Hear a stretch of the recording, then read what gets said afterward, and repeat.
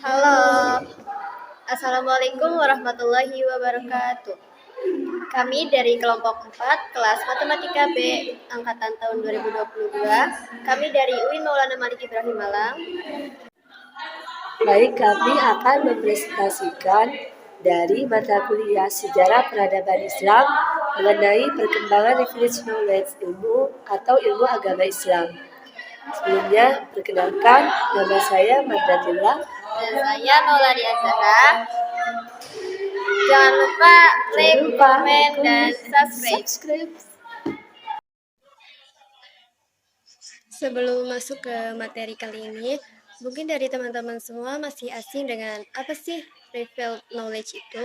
Nah, untuk menjawab pertanyaan-pertanyaan teman-teman tersebut, di sini ada beberapa rumusan masalah, yaitu apa pengertian revealed knowledge, kemudian bagaimana sejarahnya sehingga muncul istilah revealed knowledge tersebut, yang ketiga, bagaimana perkembangannya atau apa kaitannya dengan ilmu agama Islam, dan yang terakhir, apa tujuan dari revealed knowledge tersebut. Knowledge atau dalam bahasa Inggris yang berarti ilmu pengetahuan. Semua ilmu pengetahuan bersumber dari Allah Subhanahu wa taala.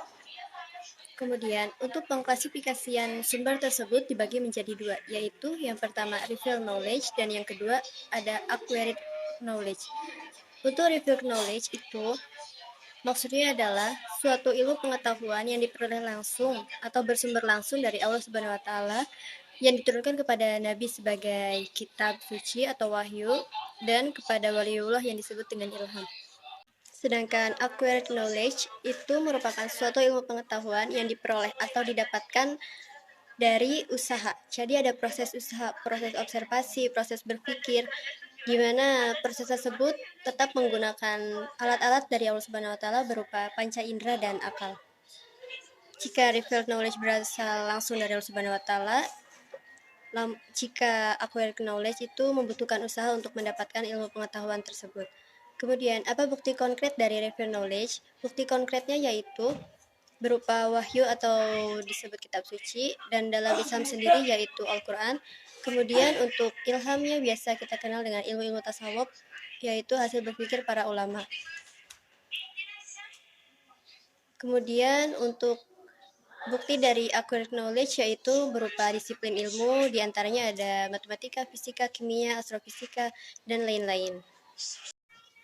Memangnya iya, semua pengetahuan bersumber dari Allah Subhanahu wa taala. Apa buktinya?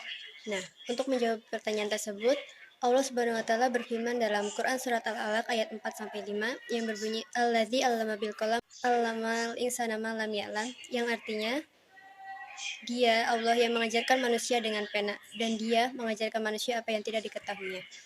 Jika teman-teman masih ragu, kita cari ayat yang lain, yaitu dalam Quran surat Al-Anbiya ayat 30 yang artinya Allah berfirman, dan apakah orang-orang kafir tidak mengetahui bahwa langit dan bumi keduanya dahulunya menyatu, kemudian kami pisahkan antara keduanya dan kami jadikan segala sesuatu yang hidup berasal dari air, maka mengapa mereka tidak beriman? Ada yang perlu digarisbawahi, bahwa di dalam Al-Quran tidak hanya menjawab persoalan-persoalan agama saja, namun juga persoalan-persoalan rasional, semua yang menyangkut kehidupan yang terjadi di dunia ini. Sebagaimana Allah Subhanahu wa taala berfirman dalam Quran surat Al-Mu'minun ayat 12 sampai 14.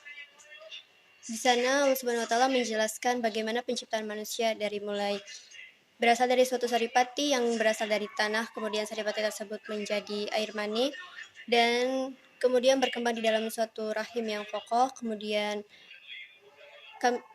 Allah jadikan air mani tersebut menjadi segumpal darah yang lama-kelamaan menjadi segumpal daging, dan segumpal daging menjadi tulang belulang sehingga menjadi suatu janin. Kemudian kami jadikan dia makhluk hidup yang berbentuk lain. Maha suci Allah yang maha pencipta yang paling baik. Baik, terima kasih untuk pemateri 1. Saya akan menjelaskan mengenai sejarah revealed knowledge yang dibagi menjadi 3 periode. Yang pertama ada periode klasik, yang kedua ada periode pertengahan, dan yang ketiga ada periode modern. Yang pertama yaitu periode klasik, kurang lebih pada tahun 650 sampai 1258 Masehi. Pada periode klasik ini terdapat perkembangan, yaitu perkembangan pengetahuan. Yang kedua, banyak muncul ulama-ulama seperti Imam Malik, Imam Hambali, dan juga Imam Syafi'i, serta Imam Asy'ari pada bidang teologi, dan Zunnun al-Misari di bidang tasawuf. Yang kedua yaitu pada periode pertengahan yang mulai pada abad ke-17 Masehi. Umat Islam mulai mengalami kemunduran. Sehingga jika umat Islam mengalami kemunduran, maka ilmu pengetahuan kurang diperhatikan. Dan pada periode pertengahan ini juga ada tragedi jatuhnya Baghdad. Yang ketiga adalah periode modern yang terjadi pada abad ke-18 sampai sekarang. Pada periode modern ini terdapat 4 masa, yaitu masa Khulafaur Rasyidin, dinasti Umayyah I, dinasti Umayyah II, dan juga dinasti Abbasiyah. Yang pertama adalah masa Khulafaur Rasyidin yang dipimpin oleh para sahabat, yakni Abu Bakar Rasyidin, Umar bin Khattab, Utsman bin Affan, dan juga Ali bin Abi Thalib. Pada masa kepemimpinan Abu Bakar Rasyidin dan juga Umar bin Khattab mengalami perkembangan pada ilmu-ilmu agama. Periode yang ketiga adalah periode modern pada abad ke-18 sampai sekarang. Pada periode modern ini terdapat 4 masa, yaitu masa Khulafaur Rasyidin, masa dinasti Umayyah I, masa dinasti Umayyah II, dan masa dinasti Abbasiyah. Yang pertama, masa Khulafaur Rasyidin. Pada masa Khulafaur Rasyidin ini dipimpin oleh para sahabat, yakni Abu Bakar Rasyidin, Umar bin Khattab, Utsman bin Affan, dan Ali bin Abi Thalib. Perkembangan ilmu-ilmu agama terjadi pada masa kepemimpinan Umar bin Khattab, sedangkan pada masa Abu Bakar Rasyidin dan Utsman bin Affan lebih menekankan pada perluasan wilayah dan modifikasi mushaf Al-Quran. Sedangkan pada masa Ali bin Abi Thalib sudah muncul beberapa kerusuhan yang menyebabkan minimnya perhatian perkembangan ilmu agama. Pada periode Khulafaur Rasyidin, manusia benar-benar dalam manhaj Islam.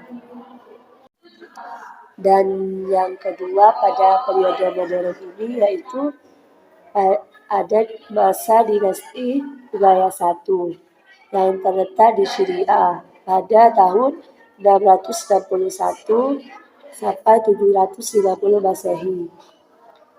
Perkembangan ilmu-ilmu agama yang berlanjut yaitu seperti ilmu qiraat, ilmu tafsir, ilmu hadis, ilmu fikih, ilmu bahasa, ilmu kalam, dan ilmu tasawuf. Pada masa dinasti Umayyah I, ilmu agama berkembang stabil. Hadis pertama kali dibukukan yaitu pada abad kedua Hijriah. Ilmu kalam yaitu membahas keilmuan dengan menggunakan argumen, akal atau filosofis. Dan pada periode ini, pada masa ini, banyak muncul tokoh-tokoh pada ilmu kalam dari kelompok Mu'tazilah seperti Al-Nazam, Wasil bin Atha, Abu Huzail al-Jubai, sedangkan yang dari Sunni seperti Al-Ghazali, Hasan Basri, Abu Hasan al-Asy'ari. Dan para tokoh-tokoh tasawuf adalah Rabi'ah al-Adawiyah, Ibnu al-Farabi, al-Bishri, al-Halaj, dan masih banyak lagi. Yang selanjutnya adalah pada masa dinasti Umayyah II yang terletak di Spanyol pada tahun 756 sampai 1492 Masehi. Pemerintahan dinasti Umayyah terletak di Spanyol. Pada masa ini, banyak dibangun universitas-universitas dan memiliki 75 perpustakaan. Pada masa Khalifah Abdurrahman III, ilmu-ilmu agama yang berkembang pada masa ini yaitu ilmu filsafat dan juga ilmu fikih. Yang terakhir di periode modern adalah masa dinasti Abbasiyah yang terletak di Baghdad. Pada kemenangan tentara Islam, masa Al-Mahdi dan Harun al-Rasyid atas Bizantium memunculkan gerakan intelektual dalam sejarah Islam. Para tentara membuka jalan bagi bidang pemerintahan, keuangan, undang-undang, dan ilmu pengetahuan. Dengan demikian, banyak muncul penyair, filsuf, ahli sejarah, ahli ilmu hisab, tokoh agama, dan pujangga. Menurut Delvawita, ilmu agama mulai berkembang sangat pesat pada masa dinasti Abbasiyah. Pemerintahan Harun al-Rasyid banyak dibangun madrasah dan perpustakaan. Ulama-ulama Islam yang terkenal seperti Imam Abu Hanifah dan Imam Malik. Dan yang ahli dalam bidang filosofi seperti Al-Farabi, Ibnu Sina dengan karya mantiknya. Selanjutnya adalah perkembangan privilege knowledge atau ilmu agama Islam. Sejak masa kepemimpinan Nabi Muhammad SAW, ilmu-ilmu agama sudah banyak berkembang karena Al-Quran telah menjadi pusat perhatian, pengkajian, penelitian, dan perenungan para ulama. Dari sanalah banyak muncul disiplin-disiplin ilmu seperti halnya ilmu-ilmu Al-Quran yang memiliki banyak cabang seperti qiraat, asbab, al-nuzul, tafsir, makiyah, dan madaniyah. Yang kedua ada ilmu-ilmu hadis seperti ilmu dirayah, ilmu riwayah, dan lain-lainnya. Dan ada fikih, yaitu tentang tata cara bagaimana kita dalam beribadah.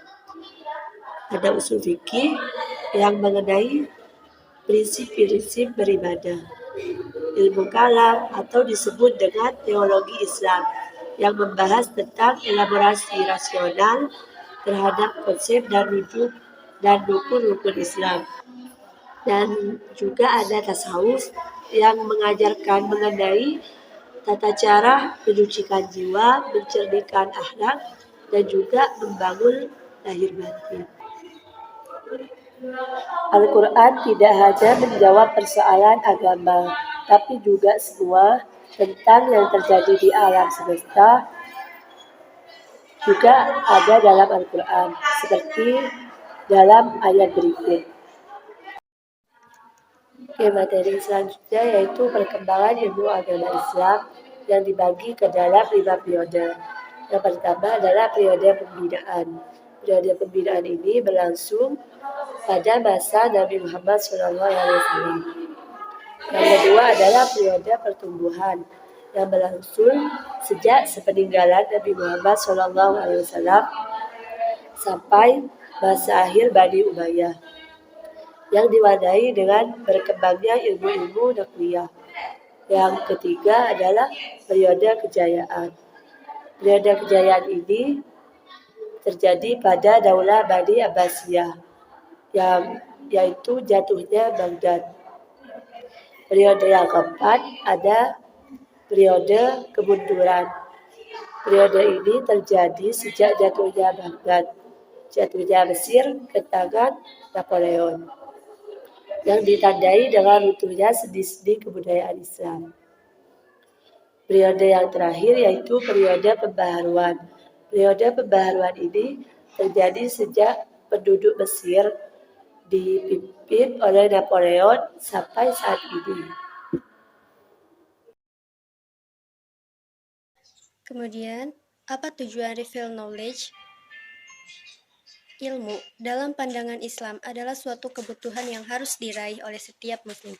Karena dari ilmu kita dapat mengetahui hakikat keberadaan kita, hakikat kebenaran manusia. Kemudian tujuan lainnya yang membedakan manusia dengan makhluk-makhluk lain adalah akal. Allah sudah memberikan akal kepada manusia agar digunakan sebaik-baiknya dan agar manusia dapat berpikir untuk apa dia diciptakan. Sebagaimana firman-Nya dalam Quran surat Az-Zariyat ayat 56 yang berbunyi, "Wa ma khalaqtul jinna wal insa illa liya'budun." Dan aku tidak menciptakan jin manusia melainkan agar mereka beribadah kepadaku. Seberapa penting menuntut ilmu atau seberapa penting sebuah ilmu? Nah, menurut Islam, pentingnya sebuah ilmu. Orang berilmu akan diangkat derajatnya oleh Allah sebagaimana firman Allah dalam Quran surat Al-Mujadilah ayat 11. Kemudian, orang yang berilmu akan diberi kebaikan dunia dan akhirat. Di dalam Islam, menuntut ilmu hukumnya adalah wajib sebagaimana sabda Rasulullah. Dan yang terakhir, orang yang menuntut ilmu sama dengan orang yang jihad fisabilillah. Jadi, untuk kita berjihad tidak hanya melalui perang, namun juga dengan menuntut ilmu. Itu pahalanya sama dengan orang yang berperang. Untuk penutup presentasi kali ini, ada satu quote. Ilmu pengetahuan tanpa agama adalah pincang, agama tanpa ilmu adalah buta. Sebelum kami akhiri, ada satu quote. Dasar pengetahuan adalah ingin tahu. Puncak pengetahuan adalah tidak tahu. Sekian dari kami. Kurang lebihnya mohon maaf. Terima kasih atas perhatiannya. Wassalamualaikum warahmatullahi wabarakatuh. See you.